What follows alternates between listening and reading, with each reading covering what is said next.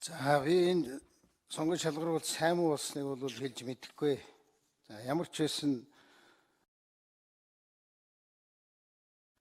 Монгол улсад анх удаа ийм жишг тогтоож өгч штэ ингэж нэг шалгаруулж гаргах ийм оролдлого хийж үзэж байна. За тэр энэ хүний эрхийн асуудал Монголд маш муу байгаа штэ. Би таны сая асуултанд хариулж байгаа сонссон зарим нь бол хэвийн хэмжээнд байгаа гин. Миний үзэж байгаагаар бол үндсэн хуулийн дээр заасан ямар ч хүнийг шүүхээр эцэсэн шийдэгдэг бол гимбуруутад үл тооцож болно гэдэг юм бол тэр чигээрээ завхарсан Монгол улс. Хаанаас эхэлдэг гэхээр хэвлэл мэдээллийн хэрэгслэр хүнийг гутаанд оромжлохоос эхэлдэг. Төлбөртэй мэдээ тавьдаг, төлбөртэй нэвтрүүлэг хийдэг. Тэгэхээр эндээс эхэлэх ёстой да. Тэгээд одоо айл гэрийг нэгжихтэй хүүхдийг үйлүүлж байгаа нэгждэг. Хорхоор айлгадаг. Хорж байгаад чагнж байгаад хэрэгэлрүүлнэ гэж ингэж дэмэрдэг. Хүний эрхийг дээдэр зөрчиж.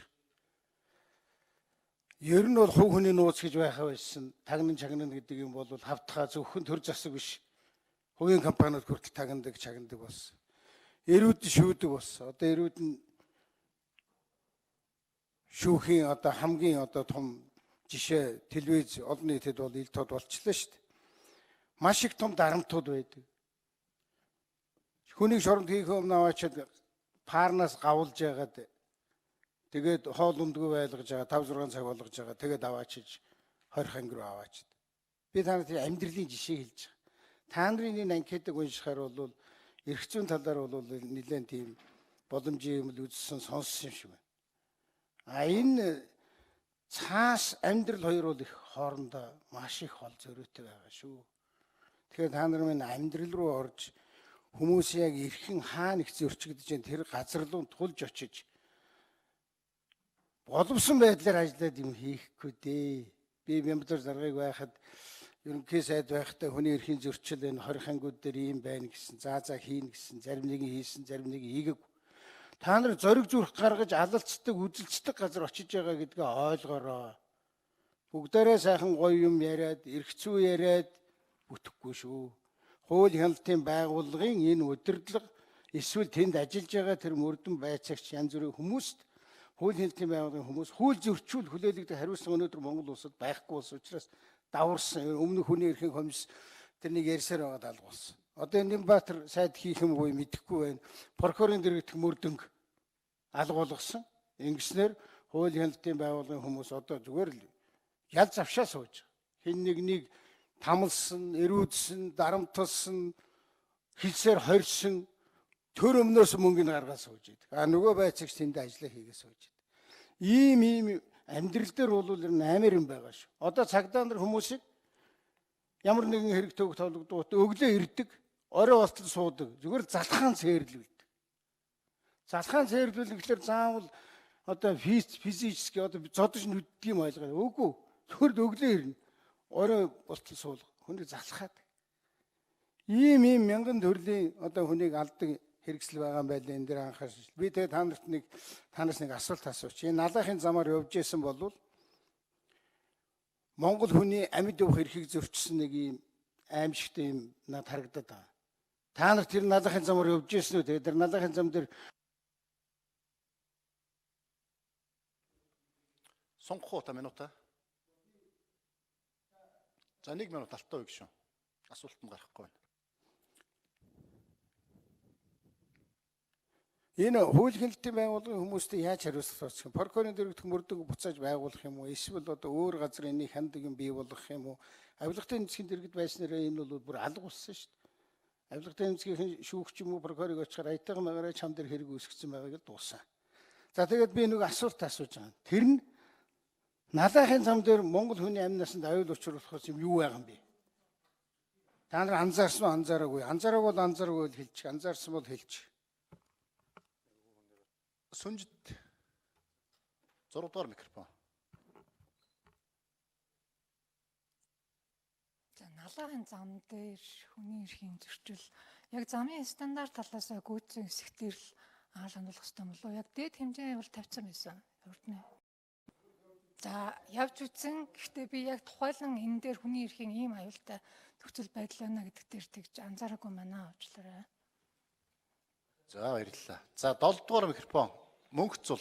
Ер нь бол төрийн бодлого үйл ажиллагаа хүний эрхэт суурилаагүйгээс хүний эрхийн зөрчлүүд бол бас нийгэмд бол гардаг байгаа.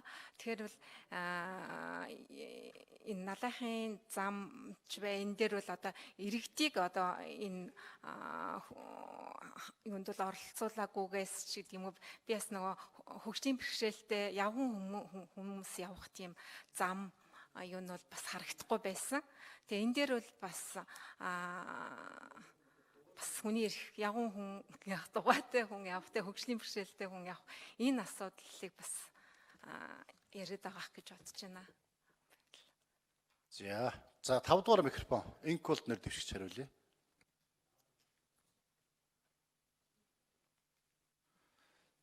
За Алтуй гишүүний асуултанд хариулъя. Тэгээд яг тодорхой ийм асуудал бол хүний эрхийг зөрчиж байна гэж хэлэхэд бол одоо яг бас анзаараагүй юм байна. Гэхдээ яг зөвхөн хувь хүнийхээ үүднээс за хүний эрхийн зөрчил биш байж болов. Тэр голын тусгаарлах тавьсан тэр бетонон цементүүд бол өөрөө бас тэр замын аюулгүй байдал өвөл цас хунгарлаж нэг игнийг бол бүхэлд нь одоо хаах хэмжээнд бол хүрч ирснийг одоо ганц 2 удаа явахдаа өөрийн биеэр харсан учраас тэрийг хэлчихье гэж.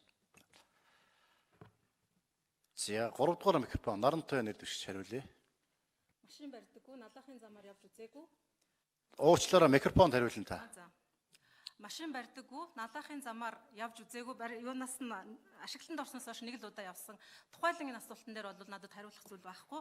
Ер нь зүгээр хөгжлийн бодлого хөтөлбөрт хүний эрхийн одоо нөлөөллийг анхаарах ёстой гэдэг бол ер нь 5-7 зам байна, Дарханы зам байна, Улаанбаатар хотын гэр хорооллын барилгажуулалтын асуудлууд байна, уул уурхайн одоо үйлдвэрлэлүүд байна. Энэ бол зайлшгүй Монгол улсын хувьд одоо зайлшгүй бид нарын хийх ёстой асуудал. Энэний зэрэгцээгээр бол үр дагаврын давхар мэрэгжлийн түвшинд тооцож явах ёстой асуудал гэсэн байр суурьтай. За хун нэр дэвшигч асуултанд хариулъя.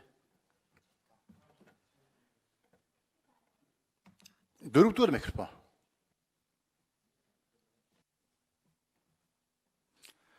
За Алтуй гишүүний асуултанд хариулъя. Налахын замаар явж исэн. Налахын замд над 2 зүйл ажиглагдсан. Нэг нь юу вэ гэхээр тэр эргэлтийн асуудал байгаа. 2 игний зам явж байгаад дотор эргэлт нь бол шууд ингээд буцаж иргэх юм байдлаар ингээд зохицуулагдсан байдаг. Тэн дээр бол машинууд бол хоорондоо мөргөлдөх. Тэгээд тэр игнээ зөрчиж орох ийм одоо аюул бол харагдсан. За нөгөө талаараа бол зам одоо тодорхой хугацаа яваад аюулгүй байдлын үүднээс тэр аюулгүй байдлын утас холбоо барих ийм юмнууд бол байхгүй санагдсан. Мөн гэрэлтүүлэг бол бас хангалттай дутмаг байсан. Энэ нь бол тэнд одоо аваар осол болж хүний амьнаас эрүүл мэнд эрсдэх тийм нөхцөлийг бүрдүүлсэн гэж харж байгаа. За Алтуй гишүүн 1 минут. Би тэр налахын замаар хэд явсан. Налахын зам дээр бол аваар осол гарах хүний амь өргөдөх магадлал 80% байгаа. Хаана гэж одоо таны хэлээд байгаа тэр дундлын хаалт байгаа. Нэг хэсэг явж байгаад энэ 2 замын хооронд нь холбосон тэр хаалтгүй хэсэг дээр асфальтыг дутуу хийсэн баг. Тэгэхээр ингээд тэр хаалтын хэсгээр явж исэн машин бол гарцаа байхгүй баруун гар руу шахаж нөгөө машинтайгаа очиж мөргөлдөх магадлал би 90% шүү. Ийм газар налахын зам дээр 7-8 ширхэг газар байгаа. Ганц биш шүү. Тэр налахын замын 1 км нь 2 гаруй тэрбум төгрөгөөр босч байгаа юм байлээ. Тэгээ та нарт би хэллээш амьдрал их өөр байна шүү. Бидний яах вэ?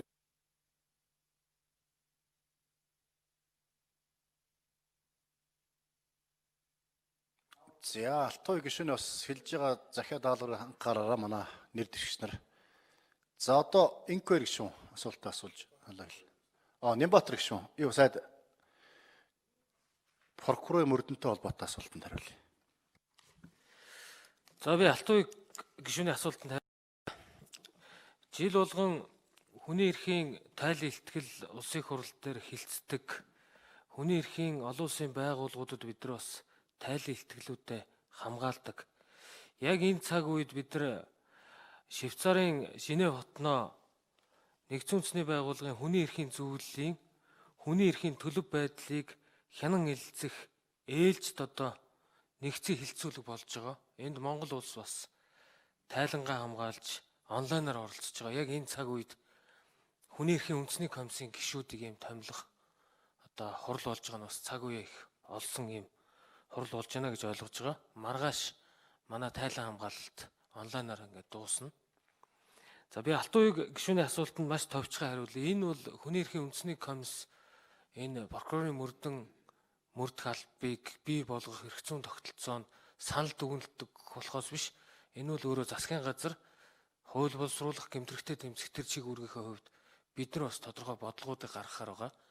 Та уншсан бол засгийн газрын үйл ажиллагааны мөрийн хөтөлбөрт мөрдөх албаны тогтолцоог боловсронгуй болгоно гэж энэ 20-с 24 оны засгийн газрын үйл ажиллагааны хөтөлбөрт маш тодорхой туссан байгаа.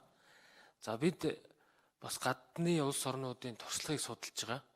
2012-оос 16 онд танаа нам олонх байх үед энэ прокурорын мөрдөх албыг эрүүг эрхийн шийдвэрлэх хууль, бусад холбогдох хуулийн хамт алга болгоцсон.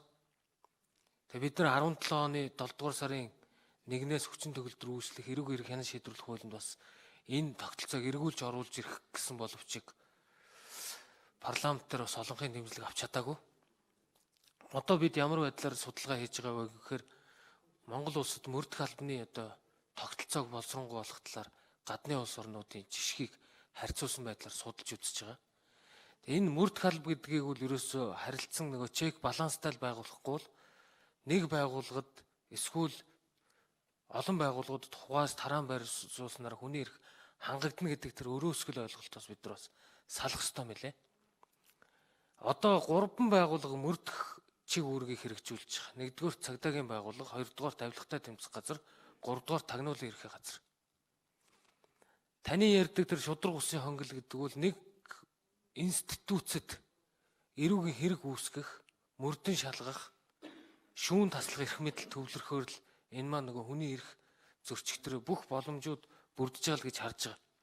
Тийм учраас бид нар энэ цаашид энэ тогтолцоог бас нэг өөрчлөе гэдэг ийм төлөвлөгөөтэй байгаа.